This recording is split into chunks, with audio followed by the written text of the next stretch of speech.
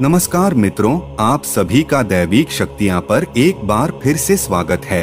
हमारे चैनल से जुड़े रहने के लिए आप सभी का बहुत बहुत धन्यवाद। मित्रों, कहा जाता है कि जो व्यक्ति एक बार भी इस कालिका पुराण का पाठ करता है वह सभी कामनाओं को प्राप्त करके अमृतत्व अर्थात देवत्व को प्राप्त कर लेता है। कालिका पुराण के अध्ययन तथा श्रवण करने वाला पुरुष परम सुखी तथा लोक में बलवान और दीर्घ आयु वाला भी हो जाता है। मित्रों, कालिका पुराण को काली पुराण, सती पुराण या कालिका तंत्र भी कहा जाता है। हिंदू धर्म की शक्तिवाद परंपरा में 18 लघु पुराणों यानी उपपुराणों में से कालिका पुराण एक है। पाठ की रचना संभवत भारत के असम क्षेत्र में हुई थी और इसका श्रेय ऋषि मार्कंडेय को दिया जाता है। यह कई संस्करणों में मौजूद है, अलग अलग 90 से 93 अध्यायों में व्यवस्थित है।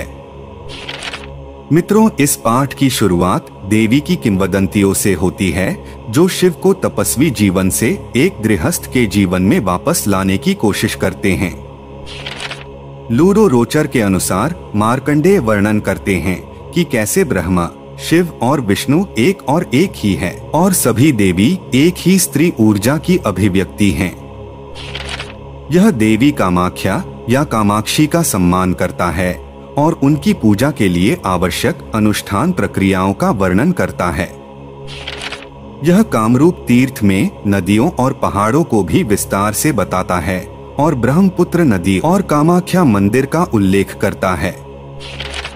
मित्रों, पाठ के अध्याय 67 से 78 तक रुधिराध्याय का गठन किया गया है, जिसमें बाली और वामाकार तंत्रवाद की चर्चा की गई है। रुधिराध्याय खंड मानव बलि की असामान्य चर्चा के लिए प्रसिद्ध है। पाठ में कहा गया है कि देवी को प्रसन्न करने के लिए मानव बलि दी जा सकती है, लेकिन युद्ध या आसन्न खतरे के मामलों से पहले राजकुमार की सहमति से ही। पाठ में यह भी कहा गया है कि जो कोई भी शारीरिक रूप से विकलांग है, ब्राह्मण से संबंधित है या बलिदान के माध्यम से मरने को तैयार नहीं है, वह अनुष्ठान के लिए अयोग्य है। यह पाठ एक युद्ध से पहले एक बाली या दुश्मनों के लिए चावल पेस्ट के विकल्प से जुड़े अनुष्ठानों की व्याख्या करता है, लेकिन यह वर्णन नहीं करता है कि बलिदान वास्तव में कैसे किया गया था। कालिका पुराण में देवी काली का वर्णन इस प्रकार से किया गया है। मित्रों, मार्कंडेय पुराण के सप्तशती खंड में जिन काली देवी का वर्णन है अथवा जिनका जन्म अंबिका के ललाट से हुआ है, वे काली श्री दुर्गा जी के स्वरूपों में से ही एक स्वरूप है तथा आद्या महाकाली से सर्वथा भिन्न है। भगवती आद्या काली अथवा दक्षिणा काली अनादि रूपा सारे चराचर की स्वामिनी हैं, जबकि पौराणिक काली तमोगुण की स्वामिनी हैं। दक्षिण दिशा में रहने वाला अर्थात सूर्य का पुत्र यम काली का नाम सुनते ही डरकर भाग जाता है तथा काली उपासकों को नरक में ले जाने की सामर्थ्य उसमें नहीं है। इसलिए श्री काली को दक्षिणा काली और दक्षिण कालिका भी कहा जाता है। 10 महाविद्याओं में काली सर्वप्रधान हैं, अतः इन्हें महाविद्या भी कहा जाता है। वही स्त्री रूपी वामा दक्षिण पर विजय पाकर मोक्ष प्रदायिनी बनी, इसलिए उन्हें तीनों लोकों में दक्षिणा कहा जाता है।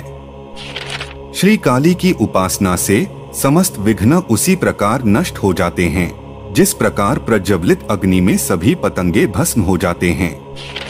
कालिका पुराण का पाठ करने वाले साधक की वाणी गंगा के प्रवाह की भांति गद्य पद्यमयी हो जाती है और उसके दर्शन मात्र से ही प्रतिवादी लोग निष्प्रभ हो जाते हैं। उसके हाथ में सभी सिद्धियां बनी रहती हैं, इसमें संदेह नहीं है। मार्गशीर्ष मास की कृष्ण पक्ष की अष्टमी कालाष्टमी होती है। जो उपासक इन दिन काली की सन्निधि में उपवास कर जागरण करते हैं वे सभी पापों से मुक्त हो जाते हैं। 7 अंगुल से लेकर 12 अंगुल तक की प्रतिमा घर पर रखने का शास्त्रों का मत है, किंतु इससे अधिक परिमाण की मूर्ति मंदिर के लिए उत्तम कही गई है। काली देवी की प्रतिष्ठा माघ और आश्विन मास में उत्तम तथा समस्त मनोकामनाओं को पूर्ण करने वाली होती है। इन मासों में भी विशेष रूप से कृष्ण पक्ष में प्रतिष्ठा करना श्रेष्ठ माना गया है। कालिका पुराण में काली का स्वरूप का वर्णन इस प्रकार से है। इस पुराण में काली देवी का वर्ण श्याम है, जिसमें सभी रंग सन्निहित हैं। भक्तों के विकार शून्य हृदय रूपी शमशान में उनका निवास है। भगवती चित्त शक्ति में समाहिम प्राण शक्ति रूपी शव के आसन पर स्थित हैं।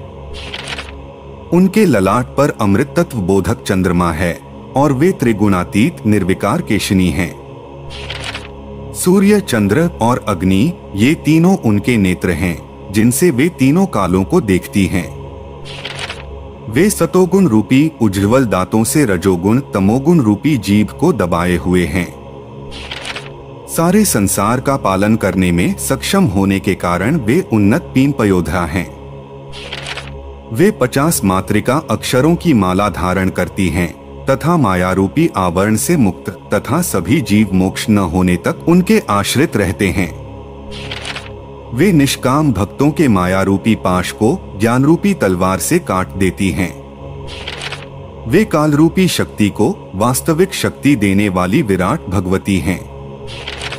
इसके अतिरिक्त इस पुराण में रक्तबीज मर्दिनी श्री काली का भी स्वरूप का वर्णन इस प्रकार है। संपूर्ण विकराल देह चमकते हुए काले रंग की है। उनकी बड़ी बड़ी डरावनी आंखें और मुख से जीभ को बाहर निकाले हुए हैं, जो गहरे लाल रंग की है। वह नरमुंडों की माला तथा कटे हुए हाथों का आसन धारण किए हुए हैं। उनके एक हाथ में खड्ग, दूसरे में त्रिशूल, तीसरे में खप्पर तथा चौथे हाथ से भक्तों को आशीर्वाद प्रदान करती हैं। देवी वरदान देने में बहुत चतुर हैं, इसलिए उन्हें दक्षिणा कहा जाता है। जिस प्रकार कार्य की समाप्ति पर दक्षिणा फल देने वाली होती है, उसी प्रकार देवी भी सभी फलों की सिद्धि को देती हैं। दक्षिणा मूर्ति भैरव ने उनकी सर्वप्रथम पूजा की, इस कारण भी भगवती का नाम दक्षिणा काली है। पुरुष को दक्षिण और शक्ति को वामा कहा जाता है। वही वामा दक्षिण पर विजय पाकर महामोक्ष देने वाली बनी। भगवती काली अनादि रूपा आद्या विद्या है। पांचों तत्वों तक शक्ति तारा की स्थिति है और सबके अंत में काली ही स्थित हैं। अर्थात जब महाप्रलय में आकाश का भी लय हो जाता है, तब यही भगवती काली चित्त शक्ति के रूप में विद्यमान रहती हैं। इन्हीं भगवती की वेद में भद्रकाली के रूप में स्तुति की गई है। ये अजन्मा और निराकार स्वरूपा हैं। भावुक आराधक अपनी भावनाओं तथा देवी के गुण कर्मों के अनुरूप उनके काल्पनिक साकार रूप की स्तुति करते हैं। अपने ऐसे भक्तों को भगवती काली मुक्ति प्रदान करती हैं। भगवती काली अपने उपासकों पर स्नेह रखने वाली तथा उनका कल्याण करने वाली हैं। इस प्रकार भगवती की दक्षिणा काली के नाम से अनेकानेक उपलब्धियां हैं। जिस भक्त को जो भी उपलब्धि हो या जो भी सिद्धि चाहे, उसे उसी रूप में महाकाली को स्वीकार करना चाहिए। मित्रों, इस पुराण के बारे में यह कहा जाता है कि ये काम हिंदू धर्म की देवी उन्मुख शाक्त शाखा से संबंधित है। संभवतः इसे मध्यकालीन कामरूप यानी आधुनिक असम में या उसके आसपास बनाया गया था। यह एक देर से काम है। शक्ति पूजा के संबंध में निबंध लेखकों द्वारा हाजरा कहते हैं। यह उन दुर्लभ हिंदू ग्रंथों में से एक है जो वास्तव में हिंदू शब्द का उल्लेख करते हैं। शास्त्री के अनुसार स्थानीय विवर्ण नरक के मिथक का इतिहास, जिससे कामरूप के सभी राजवंशों ने अपना वंश बनाया। ब्रह्मपुत्र नदी के मिथक का वर्णन और पाठ में दावा है कि कामरूप वाराणसी से भी अधिक पवित्र थे। कामरूप में लिखे गए पाठ की ओर इशारा करते हैं।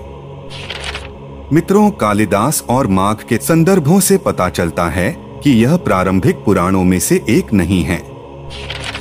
कामरूप क्षेत्र के रत्नपाल से जुड़े स्थानों और घटनाओं का उल्लेख पाठ को 10वीं शताब्दी के बाद का स्थान देता है। म्लेच्छ आबादी के लिए पाठ में स्पष्टीकरण और हर्जर वर्मन के युनथल तांबे की प्लेट शिलालेख में एक समानांतर स्पष्टीकरण का संकेत पाठ को उसके शासनकाल के करीब रखता है। रोचर के अनुसार कामरूप के राजा धर्मपाल के उल्लेख ने कालिका पुराण को 11वीं या 12वीं शताब्दी का पाठ होने का प्रस्ताव दिया है। हालांकि पाठ के विभिन्न वर्गों के अनुमान 7वीं से 11वीं शताब्दी के अंत तक हैं।